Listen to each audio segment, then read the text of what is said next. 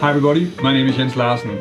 You probably know the feeling that everything that you play sounds stale, and you heard it a million times before. I think we all feel like this once in a while, and then we want to play something that's fresh, something new and interesting. And of course the reaction to this is to go check out something that's completely new. So we look into a new type of scale, another sound. The problem with that is that if you're checking out something that you are completely unfamiliar with, then it might be an arpeggio that you don't have in your ears and your fingers, or a scale that you're not used to. Then that takes a really long time to get into your fingers. Very often it can be much more practical to just start working on a limited version of what you already know and then see if you can get some new ideas with that. The last time I felt like this, I challenged myself to just make some lines on a 2-5-1 just using 2 arpeggios, one for the 2 chord and one for the 5 chord. And using this limitation is something that's really useful, because then you start worrying about the melody and not so much about which notes you're playing. And that also gave me the chance to use some ideas that I picked up through the years from people like Metheny, Rosenwinkel, Jesse Van Ruller, Grant Green, and also a few things that I've taken from metal players. If you want to learn more about jazz guitar, improve the way that you solo, check out some interesting arpeggios or chord voicings, then subscribe to my channel. If you want to make sure not to miss anything, then click the little bell notification icon next to the subscribe button. So let's first quickly go over the chord progression and the arpeggios. So I'm playing over a 2-5-1 in G major, so that's A minor 7, D7 altered to G major 7. And I'm playing it as a 1-bar 2-5, so it's 2 beats of A minor, 2 beats of D7, and then a bar of G major 7. And the arpeggios that I'm using is for the A minor, I'm using the arpeggio from the 3rd of the chord, that's a C major 7 arpeggio. For the D7, I'm using the arpeggio from the flat 7, so from the C again, and that's a C half diminished arpeggio, so this note set. And since I'm playing it as a 1-bar 2-5, then I can really just play the arpeggio once. And that's very limiting, but that's also gonna really force me to come up with some more interesting melodic ideas. A simple way of turning these arpeggios into a 2-5-1 lick could be something like this. So here I'm kind of treating them as if it's voice leading, so I'm just really moving each of the notes in the arpeggio to the next one. And that works really well, and it's really easy to do because I have first a C major 7 and then a C half diminished arpeggio. So the arpeggios are really close to each other and are easy to voice lead. So it's a little bit as if I'm playing C major 7 like this and then C half diminished like this, and I could even resolve it to a B minor 7 like this one. But of course you can also, instead of thinking in terms of voice leading, then just really focus on the melodic aspect and then say that I want to play a melody that keeps on moving in one direction. So that could be something like this. So this is something that you'll hear Rosenwinkel do really a lot. You can hear how he will very often with scales just start a melodic movement in one direction and then keep on going with that movement through the different changes. And of course here I'm just doing it with the arpeggios. So first C major 7 sliding up to the closest note in the next arpeggio, which is a C half diminished, so, and then resolving to the closest note on G major 7, which is this B. We can also just choose to change the direction once we're changing the arpeggio, so that could be something like this. The next place to go is to start playing the arpeggios in some different patterns. One pattern that I use really a lot when I'm practicing diatonic arpeggios in my scales is to play them as 1, 5, and then 3, 7. And this works really well if you use that on the 2-5-1 as well. I actually have a few different patterns coming up through these examples. One of them is also one that I got from Jesse Van Ruller. So as you can tell, I'm not really talking too much about how you're playing a C major 7 or a C half diminished arpeggio. I'm kind of assuming that you can already figure that out. And that's going to be even more the case in these later examples where we're going to look into some really different ways of playing these arpeggios and not just up and down the arpeggio. So this next example is, you probably know the song Honeysuckle Rose, so this melody, and if you look at the last part of that, actually the last 4 notes, then that's just a C major 7 arpeggio, where the first note is moved up an octave. And this is something that Charlie Parker, George Benson, and especially Grant Green uses really often in their lines. And it's a great way to just create some different movement in a line because it skips around and changes direction quite a lot. And we can of course use that as well since it's a C major 7 arpeggio.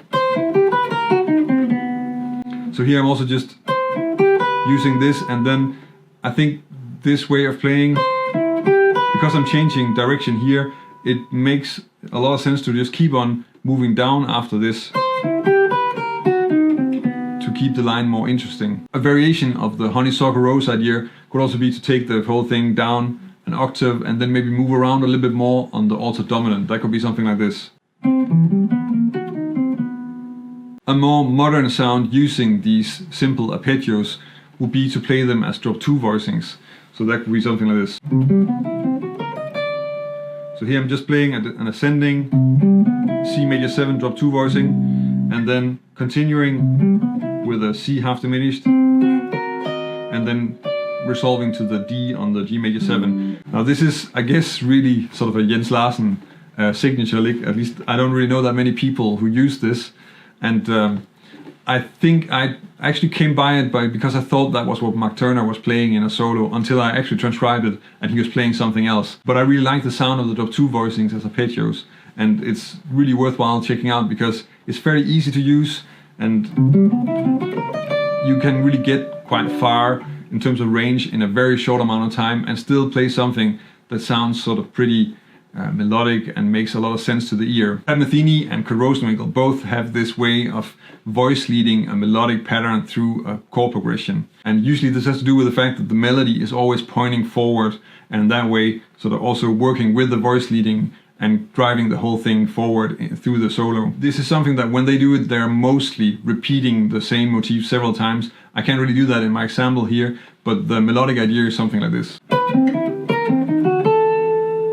So you kind of have to imagine that this is something that you will play several times for each of the chords. And I think also if you listen to the way that Metheny does it, I have an example in one of the videos where I'm analyzing one of his solos, is that he'll start with something that's not really an arpeggio as much as it's a pentatonic fragment, and then sort of develop it from there. In the first example where I was using the drop-2 voicings, I was using the root position drop-2 voicings. In this case, of course, it's the root position C major 7, but that's not the root of the chord because it's on an A minor chord. And I can use some of the other inversions as well. So in this example, I'm using a drop-2 voicing for the C major 7 and then just a straight arpeggio run for the C half diminished.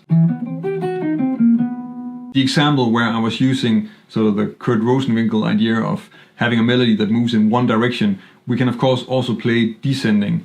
And we could call that a reverse Rosenwinkel. That would sound like this. The reason that I can keep on publishing videos every week is that I have a community of people over on Patreon that are supporting the channel. I'm very grateful for their support, and it's because of them that I can keep on making all these very specific jazz guitar and music theory videos.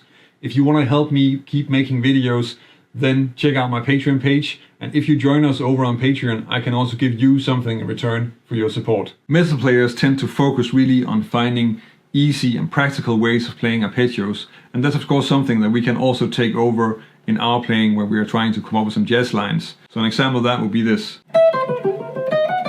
So here I'm using a way of playing the arpeggios that's 2 notes per string, and actually that gives us a way of playing it that's easy to move around on the neck, and then also easy to play the arpeggio in several octaves, even though I don't really have that amount of notes available in my example here. So for the C major 7, that would be this way. And for the C half diminished, that would be this way. And you can work with this in different ways. Another example of how this might work could sound like this. Here I'm not using a repeating pattern for the C half diminished, but I'm using a very common way of playing the C major 7, which is this one. This example is using an arpeggio pattern that I came across in a Jesse Van Ruller lick. So the arpeggio pattern is on the C major 7 arpeggio, on the A minor chord, and I'm just playing the arpeggio as being 1, 3, 7, and then down to 5, and then on the D7 I'm just playing from the F sharp, so F sharp, E flat, C, E flat, and then resolving to the D. And this way of playing the arpeggio pattern actually gives us the sound of a shell voicing arpeggio for the first 3 notes, which is another way of playing a C major 7 voicing, where you would actually be leaving out the 5th if you're playing just the shell voicing. And you'll find shell voicings being used quite a lot. I use it really a lot in my solos, and I also just shot a video on Mike Moreno, and he uses this quite a lot as well, especially for the major 7 voicings. And you can of course also change the order of the notes if you're playing a drop 2 voicing. That could be something like this. Here I'm just playing again the C major 7 root position drop 2 voicing, but just changing the order of the notes at the top here. And it's kind of like playing an open voice triad and then adding the 7th. And then just going into a root position C half diminished, resolving to the 9th of G major.